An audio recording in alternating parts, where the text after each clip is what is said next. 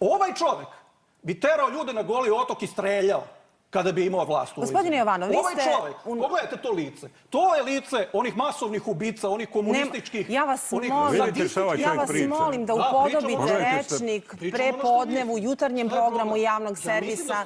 Gospodine Jovanov... Koji ima potrebe da zavari šamarčine, koji bi ubijao... Gospodine Jovanov, molim vas. Gospodine Jovanov... Pa samo to što ste uradili. To je dovoljno da vas pokaže kakav ste karakter. Molim vas da se vratimo temi. To što tamo delite vuvuzelu, pa svi svirate u istu vuvuzelu, pa delite pljuvačku međusobno, to govori o vašim higijenskim navikama. Molim vas, gospodine Jovanov. Molim vas da drugi put pozovete nekog normalnog u studiju. Gospodine Jovanov, ja vas molim... Pa onda vi nećete doći nikad u emisiju. Ako treba da dođe neko normalan u studiju, vi nijedan put nećete doći u ovaj studiju. Molim vas, gospodine Jovanov... Možete da ga obuzate. Pozovite obezbeđenje ili hitnu pomoć. Pošto ste prestali da budete... Molim vas, pozovite hitnu pomoć. Nema potrebe hitna pomoć da dolazi. Gospodine Jovanov, ja se obraćam vama.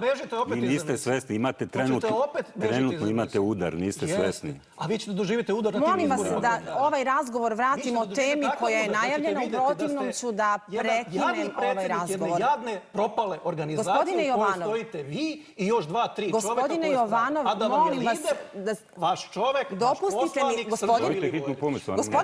Gospodine Jovanov. I kad vam Srđan Milivojević bude rekao kako ćete da radite, s kim ćete da radite, vi ćete to poslušati. Kao verni pratilac Srđana Imate nekog dežurnog lekara. Gospodine Jovanov, samo... Što je vam treba?